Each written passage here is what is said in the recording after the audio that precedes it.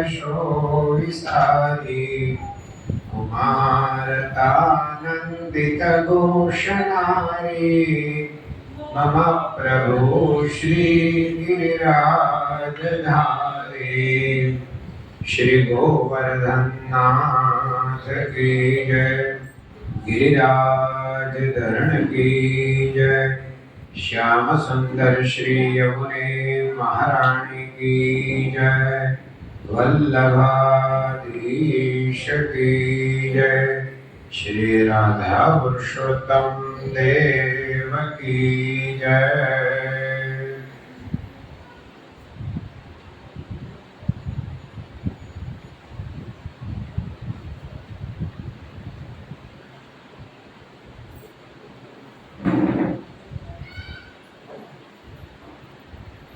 भगवान श्री राधा पुरुषोत्तम નું મહાત્મ્ય એટલે કે પુરુષોત્તમ માસનું મહાત્મ્ય સાંભળતા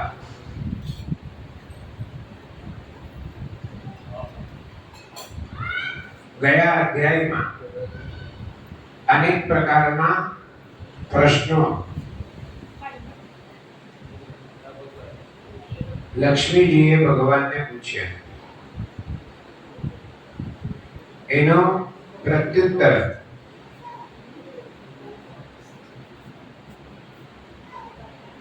આપણે આજના અધ્યાયમાં સાંભળવાના હતા. પણ આજે એકાદશી અને વ્યતિપાત એ બંને સાથે પ્રાપ્ત થયા છે. એટલે એનું કથાનક સાંભળવા માટે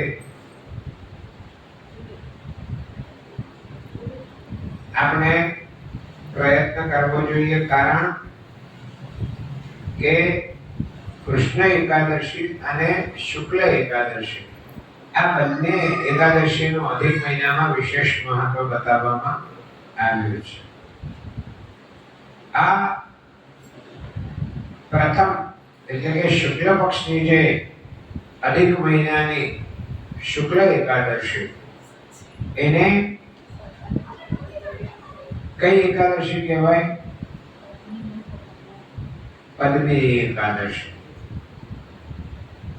એને કોઈ કમલા એકાદશી પણ કહેતા હોય છે. એટલે આજની જે એકાદશી છે એનું નામ છે પદ્મિની એકાદશી. એટલે પદ્મિની એટલે પદ્મ એટલે કમળ અને પદ્મિની એટલે કમલા. એટલે પંચાંગમાં કમલા એકાદશી એવું પણ લખેલું વાંચવામાં આવતું હોય છે.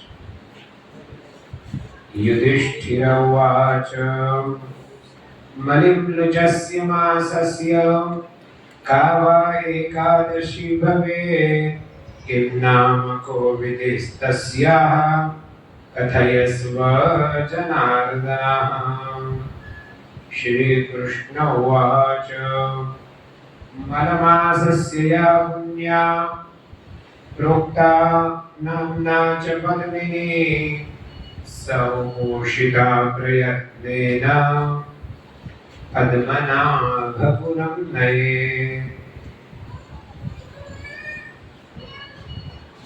યુધિષ્ઠિરે ભગવાનને પૂછ્યું કે શ્રી કૃષ્ણ, મલમાસ પુરુષોત્તમ માસની એકાદશીનું શું નામ છે ને તેઓ એનું શું મહત્વ છે, તે કરવા માટેનો એનો પ્રકાર કેવો છે તે કહો. ત્યારે કૃષ્ણ પરમાત્મા કહે છે કે અધિક પુરુષોત્તમ માસની એકાદશીનું નામ પદ્મિની છે અને તે પુણ્યકારક છે. સાવધાન રહી તેનું વ્રત કરવાથી વૈકુંઠની પ્રાપ્તિ થાય છે. મલમાસે મહાપુણ્યા કીર્તિરા કલ્મષાપઃ તસ્યાઃ ફલં કથયિતું ન શક્તુશ્ચતુરાનનઃ નારદાય પુરા પ્રોક્તમ વિધિના વ્રતમ ઉત્તમમ પદ્મિન્યઃ પાપરાશિભિનમ મુક્તિ ફલપ્રદમ. મલમાસની પદવીની એકાદશી મહાપુણ્યકારક અને પાપનો નાશ કરનારી છે. તેનું વ્રત કરવાથી કેટલું પુણ્ય થાય છે તે બ્રહ્મા પણ કહી શકે તેમ નથી. મોટા મોટા પાપોનો નાશ કરનાર અને ભોગને તથા મોક્ષને આપનાર એવું અતિ ઉત્તમ પદવીની એકાદશીનું વ્રત પૂર્વે બ્રહ્માએ નારદજીને કહેલું. એવા શ્રી કૃષ્ણના વચન સાંભળી પ્રસન્ન થયેલા ધર્મવેત્તા યુધિષ્ઠિરે ભગવાન શ્રી કૃષ્ણને એ વ્રતનો મહિમા અને પ્રકાર પૂછ્યો. ત્યારે યુધિષ્ઠિરનું વચન સાંભળી ભગવાન શ્રી કૃષ્ણ પરમાત્મા કહેવા લાગ્યા કે હે રાજન, દશમીને દિવસે વ્રતનો આરંભ કરવો. કાંસાનું પાત્ર, મસૂર, માંસાહાર, ચણા, કોદરા, શાક, મદ્ય અને પરાન્ન એ 8 વસ્તુઓનો દશમીને દિવસે ત્યાગ કરવો.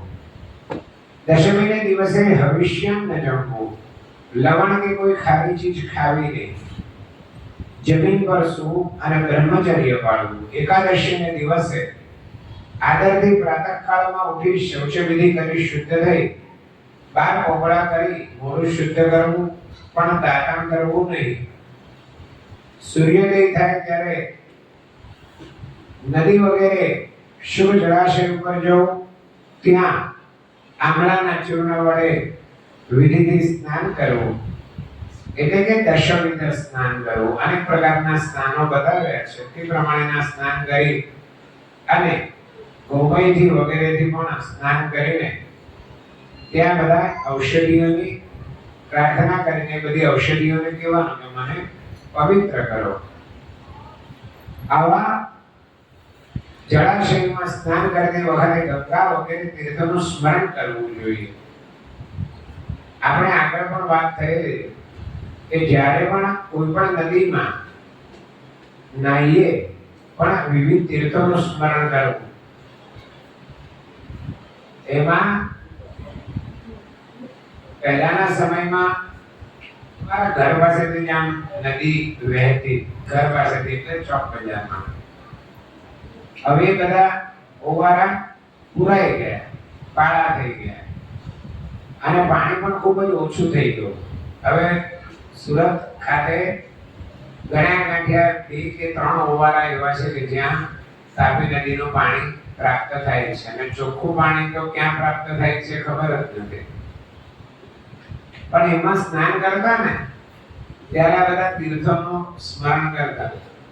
આમ નાહીને એટલે ગંગામાં નાહ્યા, યમુનામાં નાહ્યા એમ કરીને ડૂબકી લગાડતા, નર્મદામાં નાહ્યા. પછી બધા વખત ગયો એટલે બિટકોઇનમાં નાહ્યા, શેર બજારમાં નાહ્યા. બરાબર? એટલે સમયે સમયે તીર્થમાં સ્નાન કરવું, બીજા બધા જગ્યાએ સ્નાન કરવાનું આવે એના કરતા તીર્થમાં સ્નાન કરેલું સારું. બીજા બધે નાહવું અથવા નાહી ઉઠવું એના કરતા તીર્થમાં, નદીમાં કે ક્યાંક પવિત્ર જગ્યાએ સ્નાન કરવું એ વધારે સારું. આમ તીર્થોનું સ્મરણ કરવું. સ્નાન કર્યા પછી દહીંનું પવિત્ર નવું વસ્ત્ર પહેરવું, નિત્ય કર્મ પૂર્ણ કરી વિષ્ણુ ભગવાનના મંદિરમાં આવીને તેની પૂજા કરવી. 1 માસા સોનાની કરેલી શ્રી કૃષ્ણ સહિત રાધિકાની મૂર્તિની તેમજ શંકર સહિત ભગવાન માતાજી પાર્વતીની મૂર્તિના વિધિપૂર્વક પૂજન કરવું. જુઓ, ઘણાને એવું હોય આપણે જાણે બધી તિથિઓ વહેંચી લઈએ કે ભાઈ પ્રદોષ શિવજીની, એ તો શિવજીની, પણ 11 શિવજીની પૂજાનું પણ મહત્વ છે. શું લખ્યું? સ્વર્ણમાશ કૃતમ દેવી રાધિકા સહિતમ હરિ પાર્વત્યા સહિતમ દેવમ પૂજેત વિધિપૂર્વક. શિવ પાર્વતી અને રાધા કૃષ્ણ બંનેની પૂજા કરવાનો અહીંયા ઉલ્લેખ કરેલો છે. આપણે બંનેનું સન્માન જળવાય એ રીતે બંને દેવોની પૂજા કરવી. ધાન્ય ઉપર સુંદર વસ્ત્રથી વીંટેલા અને સુંદર ચંદનથી સુગંધવાળા તાંબાના અથવા માટીના ઘડાની સ્થાપના કરવી, તેની ઉપર તાંબાનું, રૂપાનું અથવા સોનાનું પાત્ર રાખવું, તેમાં વિષ્ણુ ભગવાનની સ્થાપના કરી વિધિથી તેની પૂજા કરવી. સંસ્થા કે શરીરે શ્રેષ્ઠ સુગંધિત નિર્મળ જળથી ભગવાનને સ્નાન કરાવવું, વિવિધ પૂજાઓ કરી, આરતી કરી, ઋતુમાં થયેલા પુષ્પો ચડાવવા, તેની પાસે ભક્તિથી ભજન કીર્તન વગેરે કરવું અને તે દિવસે પતિતોનો કે પાપીઓનો સ્પર્શ ન કરવો અને તેમની સાથે બોલવું પણ નહીં. અસત્ય બોલાય નહીં, પણ સાચું જ બોલાય. જેવા તેવાનો સ્પર્શ કરાય નહીં, બ્રાહ્મણાની કે ગુરુની નિંદા કરાય નહીં. વિષ્ણુ ભગવાનની પાસે બેસી વૈષ્ણવોની સાથે પુરાણ સાંભળવું. અધિક માસના શુક્લ પક્ષની એકાદશી નિર્જળા કરવી. આપણે આગળ પણ વાત કરેલી ને કે બધી 11 નિર્જળા જ છે. ખાલી જેઠસુદ 11 જ નિર્જળા છે એવું નથી, પણ બધી જ એકાદશી નિર્જળા કરવાની છે. તેમ ન બને તો જલપાન કરીને રહેવું અને તેમ પણ ન બને તો દૂધ પીવું, પણ બીજું કઈ ખાવું નહીં. મેં આગળ કીધેલી ને શ્રોતાઓની કથા કે શ્રોતાઓને સાંભળવાના નિયમો કેવા. તો 11માં પાણી પણ નહીં પીવાય. પાણી વગર દિવસ નહીં જાય તો પાણી પીવું. અને પાણી પીવાથી પણ જો અશક્તિ લાગે તો અહીંયા એવું લખ્યું છે કે જલપાને વાકુર્યત દુગ્ધાહારેણ નામ્યતા, કે કદાચ નહીં રહેવાય તો પાણી પીવું અને પાણી પર પણ નહીં રહેવાય તો દૂધ પીવું. પછી એની આગળ કશું બતાવ્યું જ નથી. આપણે કેટલું બધું કરીએ છીએ. રાત્રौ જાગરણ કુર્યાદ ગીત વાદિત્ર સંયત. રાત્રે જાગરણ કરો અને ત્યાં ભજન કીર્તન કરો. પ્રહરે પ્રહરે પૂજા કાર્ય વિષ્ણુ શિવસ્ય છે. દરેક પ્રહરમાં ભગવાનની અલગ અલગ પૂજા કરવાની. વિષ્ણુ ભગવાનની પણ અને રુદ્ર ભગવાનની પણ. કોઈને ઉદ્દેશ્ય નહીં, આમ સામાન્ય કે એકાદશીને દિવસે ફલાહાર કરો, દૂધ ઉપર કરો કે થોડી વિશેષ મોરીઓ કરી, એવું બધું આરોગીને આપણે એકાદશી કરીએ. પણ ફક્ત ફરાળ કરવાથી કે ઉપવાસ રાખવાથી કે ભૂખ્યા રહેવાથી એકાદશીનો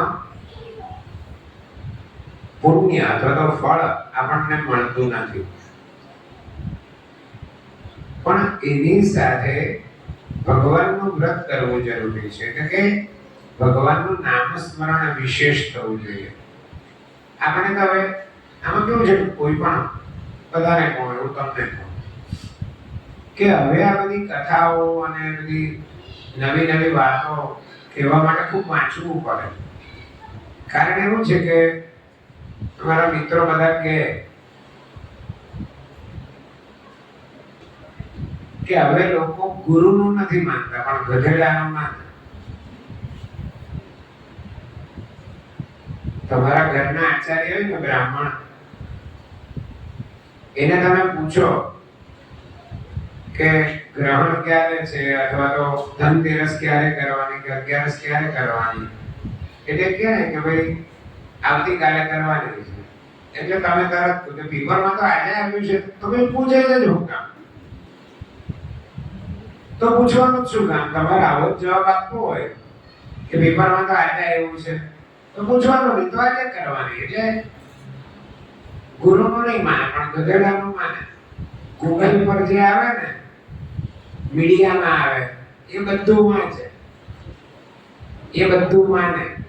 પોતાના કુલાચાર્ય કે એ આપણે માનવું છે. તમે લોકો દર વખતે સૌથી વિવાદાસ્પદ કોઈ તહેવાર હોય તો કયો? હોળી. કેટલા વાગે પ્રગટાવવી, ક્યારે પ્રગટાવવી, ભદ્રા, ગ્રહણ, આવું બધું હોળીને દિવસે હોય. એટલે અનેક જાતના પ્રશ્ન થાય. હું કઈ કોઈ વસ્તુની એડવર્ટાઇઝ નથી કરતો, હું તો કયા સ્ટેશન પર આવે છે એ નથી ખબર, પણ આવું કોઈ પણ પ્રશ્ન હોય ને એટલે તમે સાંભળતા હોય ને રેડિયો, તો આરજે પ્રતીક્ષા આવે છે. એ આરજે પ્રતીક્ષામાં મારી પર તરત ફોન આવે કે આપણે આ રેડિયો પર પ્રસારિત કરવાનું છે. તો આવા બધા શંકાસ્પદ અને વિવાદાસ્પદ તહેવારો હોય ને ત્યારે તમારે રેડિયો ચાલુ કરવાનો. મારે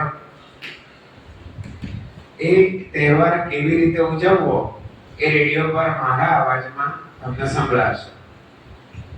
તો કહેવાનું તાત્પર્ય એવું છે, કોઈ સોમવાર કરે, કોઈ ગુરુવાર કરે, કોઈ બુધવાર કરે, પણ ઉપ એટલે નજીક અને વાસ એટલે રહેવું. ભગવાનની નજીક રહેવાનો જે દિવસ હોય ને એને ઉપવાસ કહેવાય. ઉપવાસ એટલે ભૂખ્યા રહેવું એવું નથી, છે પણ ઉપોષ્ય. ઉપવાસ કરવો એટલે એનો અર્થ ભૂખ્યા રહેવું એવું થાય છે, નથી થતું એવું નહીં, પણ વધારે પડતું આપણે ભગવાનની નજીક બેસવાનું. સોમવાર કરો, ગુરુવાર કરો, એકવાર કરો, પણ પછી તમે જે દેવોને ઉદ્દેશીને તમે જે વાર કે જે ઉપવાસ રાખ્યો હોય એ દેવનું સ્મરણ દિવસમાં 3 વાર તો થવું જોઈએ. ત્રિકાળ, સવારે, બપોરે અને સાંજે. પણ આપણે નકરું ભૂખ્યા રહીને કે એકાદશી કરીને ટીવીની સામે રિમોટ